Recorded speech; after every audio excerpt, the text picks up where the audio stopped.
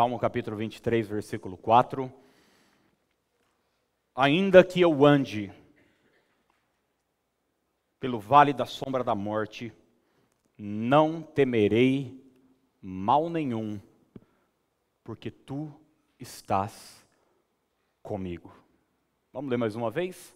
Ainda que eu ande pelo vale da sombra da morte, não temerei mal nenhum, porque tu estás comigo. Agora, Evangelho de Lucas, capítulo 8, lá na frente agora no Novo Testamento, Lucas, capítulo 8, nós vamos ler o versículo 49 e o versículo 50. Lucas 8, 49 e 50. Diz assim: falava ele ainda, quando veio uma pessoa da casa do chefe da sinagoga, dizendo: tua filha já está morta, não incomodes mais o mestre.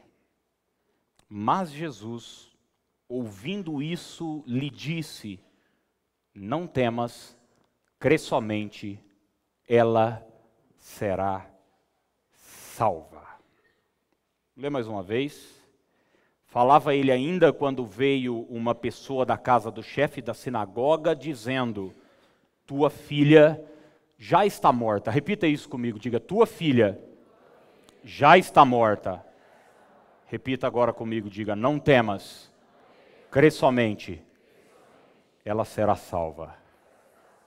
Tua filha já está morta, ela será salva. Vamos orar? Pai, fala conosco. Nesta noite nos abrimos ao Senhor e à tua palavra e pedimos, ó Deus, que em nome de Jesus tu fales e o nosso coração seja uma terra fértil, receptiva à tua voz, e que essa semente frutifique e traga glória para o teu nome. Amém e amém. Eu me lembro quando criança a gente brincava de tanta coisa: esconde-esconde, pega-pega, mãe da rua. Me lembro que no Dom Bosco tinha um Ralph, que o pessoal andava de skate, e uma das coisas que a gente gostava de fazer no final da aula é brincar de mãe da rua ali no Ralph. Era muito legal. Mas uma brincadeira mais antiga, de quando eu era criança mesmo, todo mundo aqui já deve ter brincado, ou pelo menos já visto, é vivo ou morto. Quem já brincou? Todo mundo já, de alguma forma, já brincou ou já viu essa brincadeira. Tem alguém que grita vivo, todo mundo tem que ficar de pé.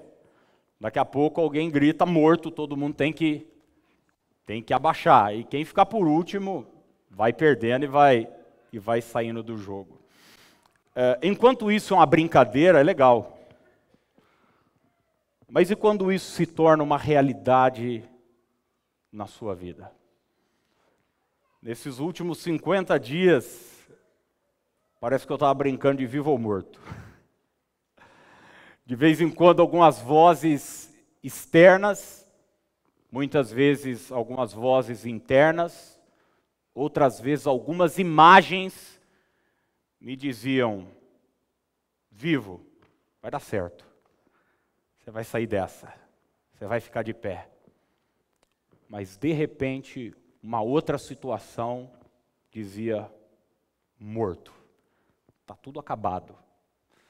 Às vezes eu ia num médico, como a última vez que eu preguei aqui, até testemunhamos e demos risada sobre a situação. Ele disse: rapaz, você não tem nada, toma isso aqui, daqui 30 dias você volta. E eu saí de lá tão feliz, dizendo: estou vivo. Mas de repente, um outro hemograma, um outro exame de sangue, me mostrou que eu não estava muito vivo, coisa nenhuma. Que a situação era grave.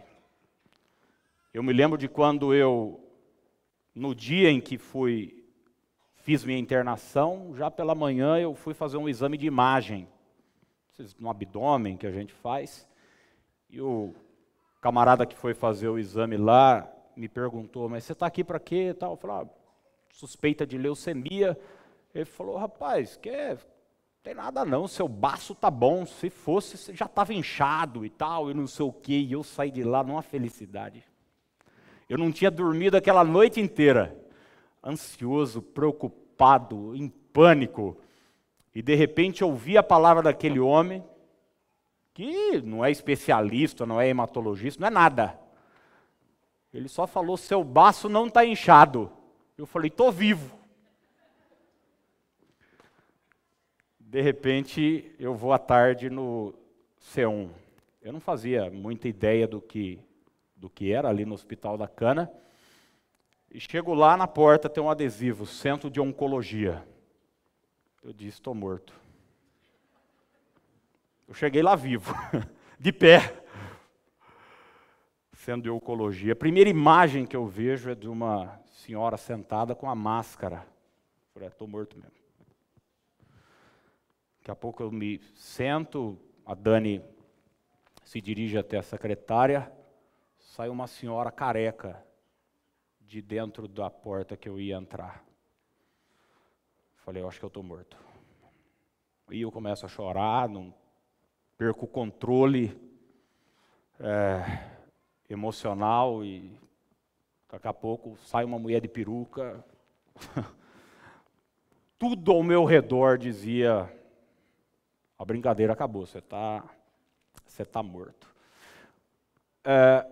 Quando eu conversei com o médico que fez a minha internação, eu me lembro dele dizendo da suspeita do tipo de leucemia, e ele me disse, olha, eu vou digitar sua internação aqui, já fazer, e se você tiver alguma dúvida, você pode me falar. Porque é interessante, eu já tinha ido lá, e o Dr. Neto, que nos atendeu tão carinhosamente, nos abriu as portas lá para a gente, já tinha me dito, eu já tinha ouvido que eu ia ser internado. Mas você sabe que nós temos um mecanismo de defesa. Sempre que uma tragédia acontece na nossa vida, tem um sentimento que vem dentro da gente, é o de negação. Você diz, isso não está acontecendo comigo. Não é verdade? Você já teve essa sensação? Perdeu um familiar, alguma coisa ruim aconteceu, você diz, não, isso não é verdade. E até então eu não estava acreditando. E ele me disse o seguinte, se tiver alguma pergunta, você vai me fazendo. E a primeira pergunta que eu fiz é, por quê? Ele disse, não tem explicação não. Até hoje a gente não sabe, a gente sabe que é uma quebra de cromossomo.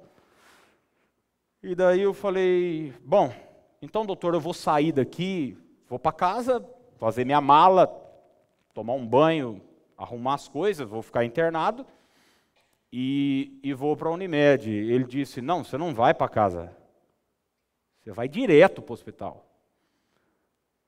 E a brincadeira ficou mais séria.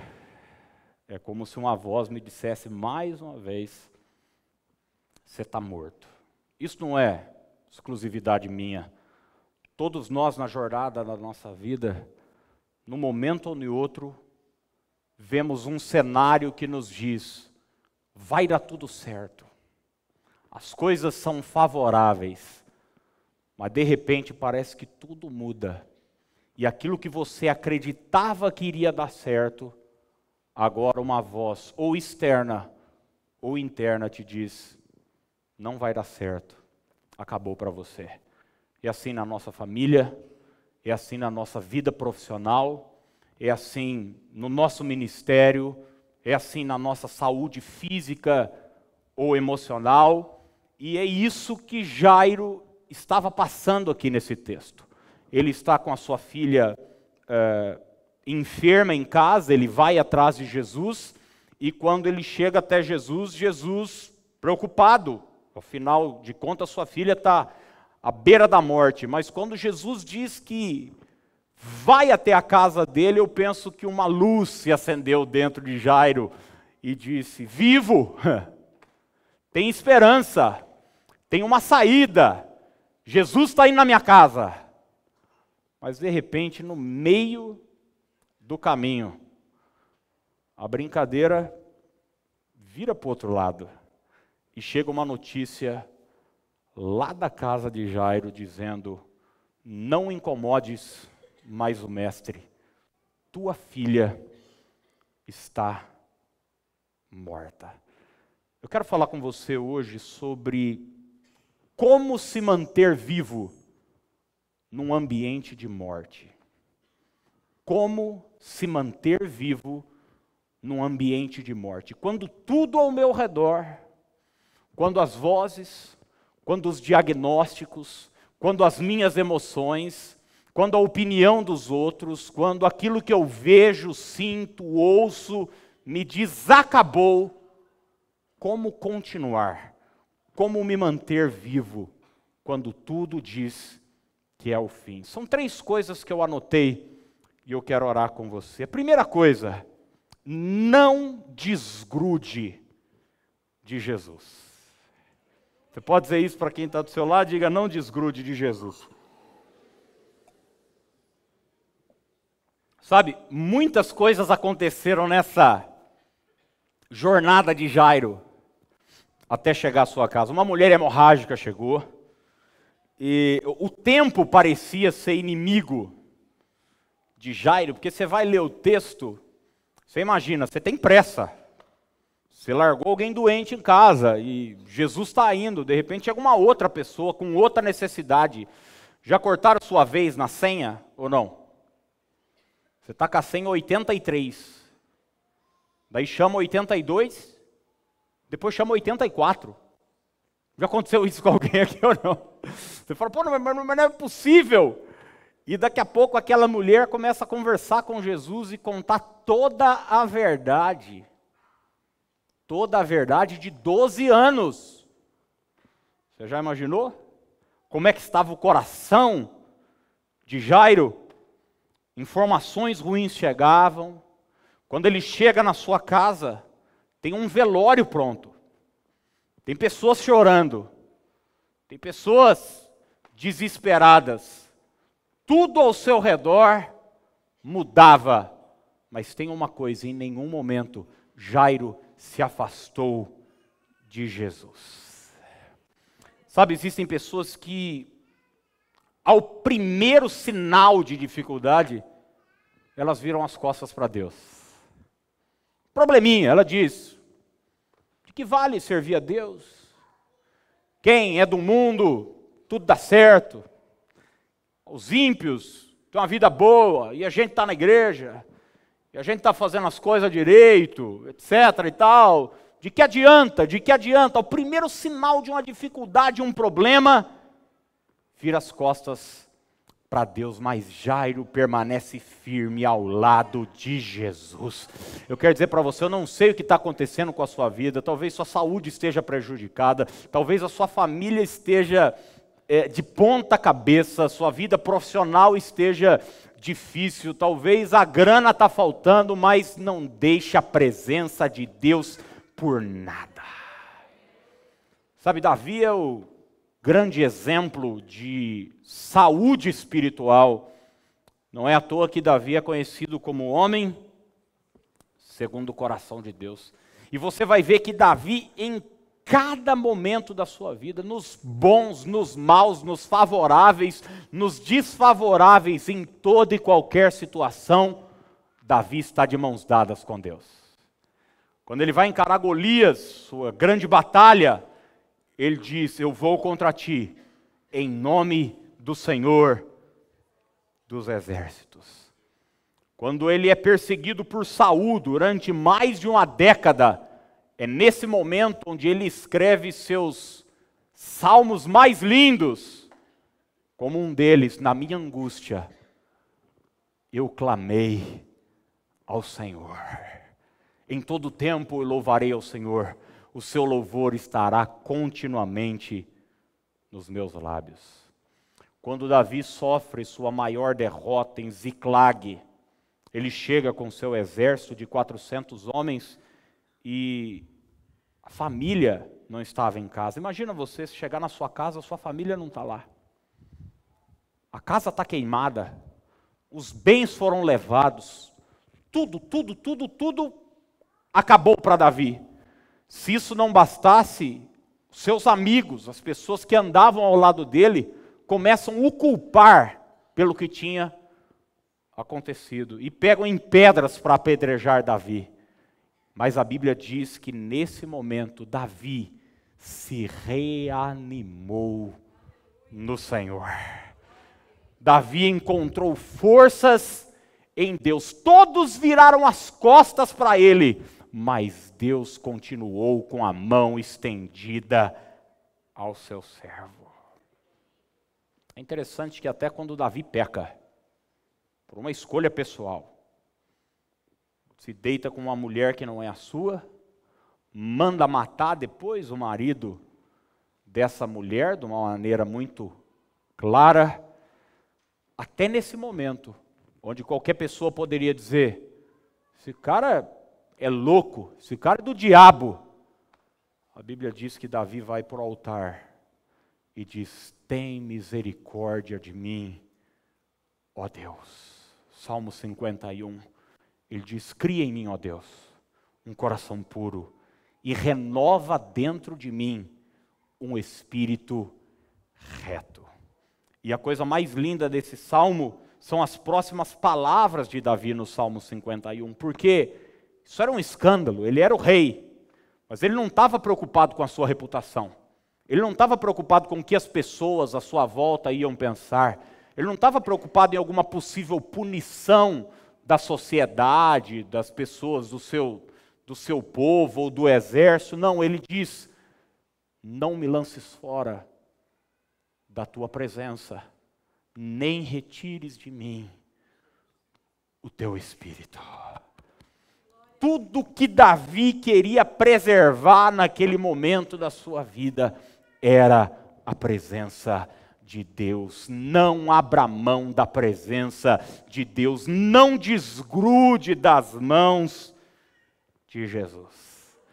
É esse Davi que disse no Salmo 23, no vale da sombra da morte, tu estás comigo. Eu tenho boas notícias para você hoje à noite, o Senhor está contigo. Você pode dizer isso para alguém perto de você? Diga, o Senhor está com você. Aliás, quando Jesus estava partindo, depois de 3 anos e meio com seus discípulos, ele deu aos discípulos uma garantia. Ele falou, eu estou indo, mas eu estarei com vocês todos os dias, até a consumação dos séculos. Como se manter vivo num ambiente de morte, de mãos dadas com Deus. Segundo lugar, como é que a gente se mantém vivo quando o ambiente é de morte? Enfrentando os nossos medos. Você pode repetir isso comigo? Diga, enfrente os teus medos. Diga agora para você mesmo, põe a mão assim no seu coração e diga para você, diga, enfrente os teus medos. Sabe, gente, o medo tem um poder violento. O medo é uma coisa violentíssima. O medo tem o poder de paralisar, de simplesmente estagnar a vida das pessoas. Existem pessoas que não se casam, não é porque não tem ninguém querendo casar com elas, e não é por causa de aparência física, e não é por causa de nada, elas não se casam por medo. Dias atrás, um amigo precisou socorrer um amigo, que estava com os convites todos entregues, mas estava doido para pular fora. Medo, pânico. Existem pessoas que não têm filho, não é porque tem um problema genético, não é porque... é porque tem medo. Tem medo. Quantas pessoas eu ouço ter filho num mundo desse? Ter filho com drogas aí, ter filho com isso, com aquilo. O que determina se a pessoa vai ter um descendente, um herdeiro, o que determina se a pessoa será pai ou mãe, é o seu medo. Há pessoas que não viajam por medo. Já parou para pensar uma coisa dessa?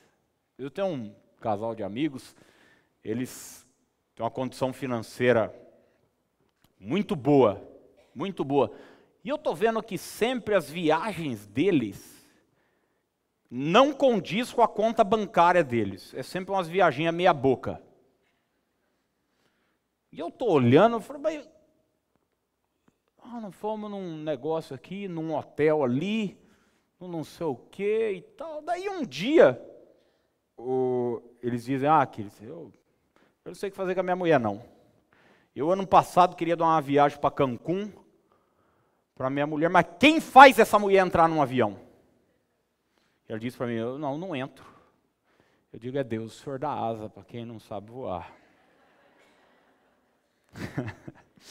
Até hoje eles continuam por aqui só.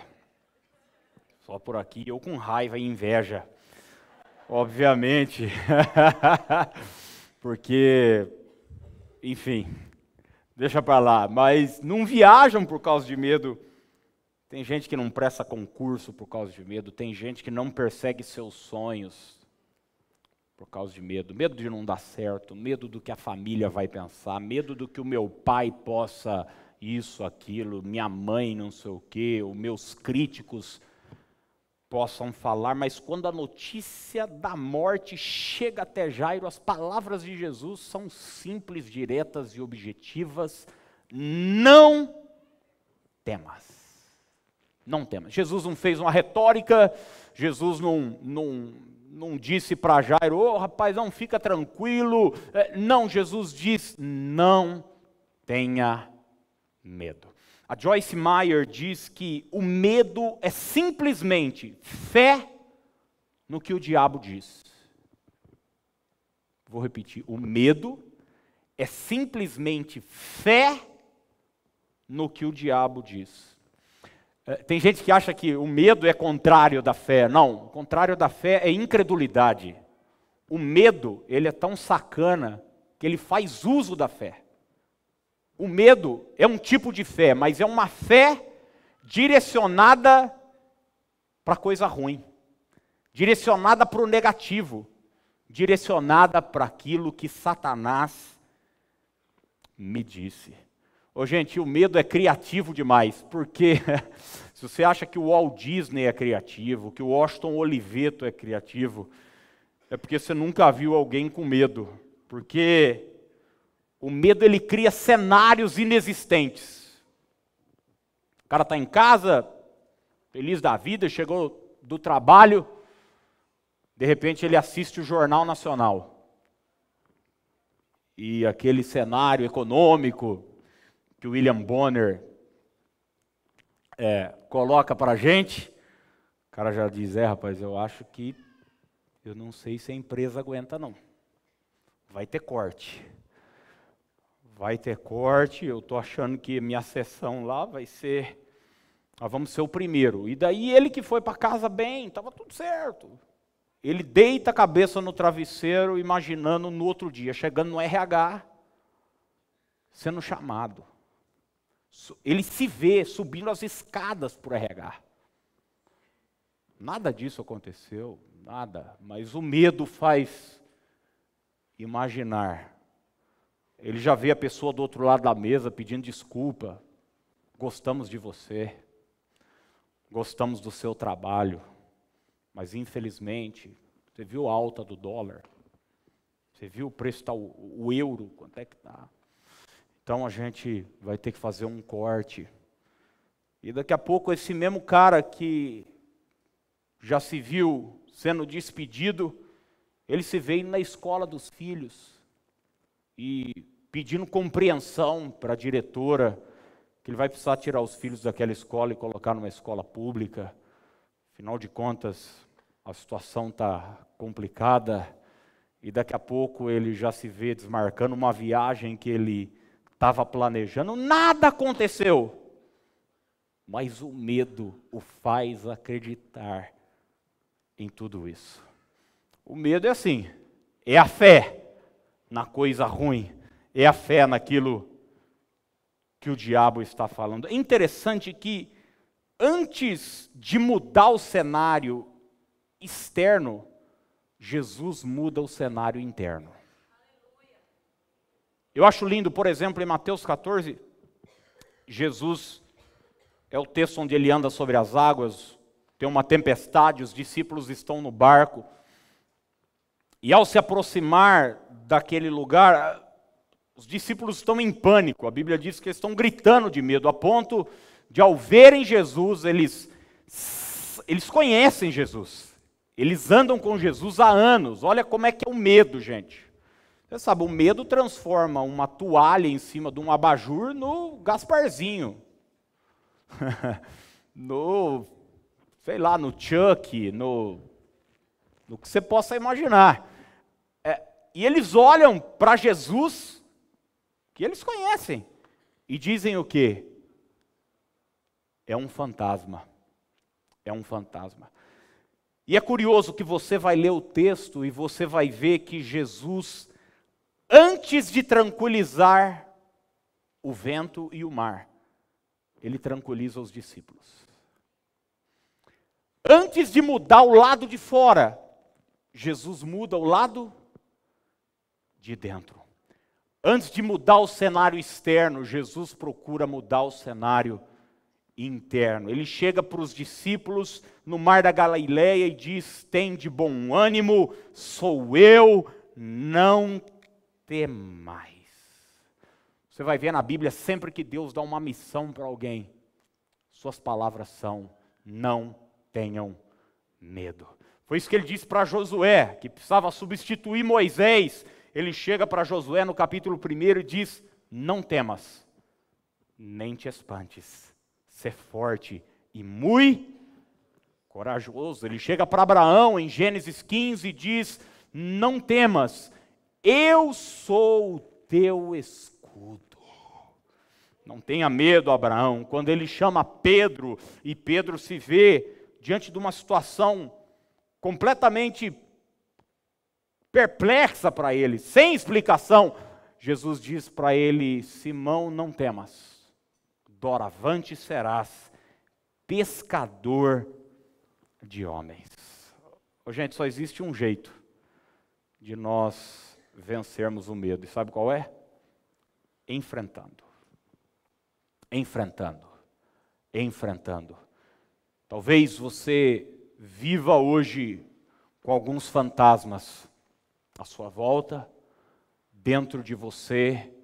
Em nome de Jesus, se você quer se manter vivo, enfrente os seus medos. E em terceiro e último lugar, para a gente orar e participar da ceia, somente creia. Vamos repetir isso juntos? Diga assim: somente creia. Eu acho a simplicidade de Jesus algo extraordinário. Quando eu vejo alguns teólogos pregando, falando, eu falo: meu Deus do céu, que homem complicado é esse? Porque Jesus era tão simples, tão simples, tão simples. Jesus poderia falar, filosofar sobre um tanto de coisa. Ele poderia falar para Jairo, por exemplo: rapaz, fique em paz que eu ressuscitei uma pessoa aí esses dias e tal. Não. Ele só disse para Jairo: crê somente. Crê somente. Porque o medo é uma crença errada. O medo é quando eu creio naquilo que é errado. Jesus está dizendo para Jairo o seguinte: agora direcione a sua crença para aquilo que é certo. Acredite na minha palavra. Direcione a sua fé para a minha palavra. Porque os céus vão passar, a terra vai passar, os cenários mudam, mas as minhas palavras jamais passarão. Muita gente se confunde aqui porque acha que fé, que crença, tem a ver com emoção, com sentimento, quando na verdade você vai ver a definição de Hebreus 11, verso 1, existem duas palavras-chave daquele texto. A primeira é certeza, e a segunda é convicção. Repita isso comigo, diga: certeza, convicção. Muitas pessoas são derrotadas aqui. Elas não querem crer. Elas querem sentir. Elas querem uma fé emocional, emotiva. Quando é que a gente julga que um culto foi bom ou ruim? Normalmente a gente diz que um culto foi bom quando a gente arrepiou. Quando a gente chorou. Mas Paulo, em Romanos capítulo 12, diz que o nosso culto é um culto racional. Racional. Quem vive por sentimento vai ser levado pelas circunstâncias. Você vai continuar lendo o texto, o tempo não nos permite, mas quando no verso 52 Jesus chega com Jairo na casa, o povo está desolado, chorando em prantos, gritando. Você já viu? Velório é terrível, um ambiente ruim. Velório de criança, pior ainda, a menina tinha 12 anos. E a Bíblia diz que esse povo que está chorando, quando Jesus chega, Jesus diz o seguinte: não chorem, a menina não está morta, ela está dormindo. O que é que o povo faz? Começa a rir. Já parou para pensar uma coisa dessa? Olha como as pessoas que vivem de emoção são.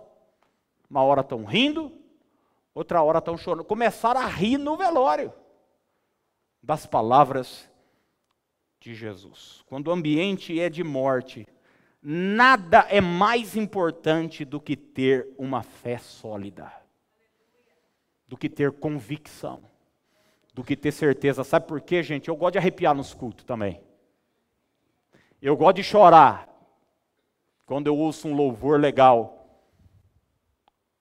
Mas quando na brincadeira da vida o grito é morto, os arrepios não vão te segurar de pé.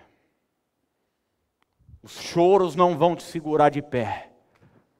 O que vai te segurar de pé é uma fé sólida naquilo que Deus disse.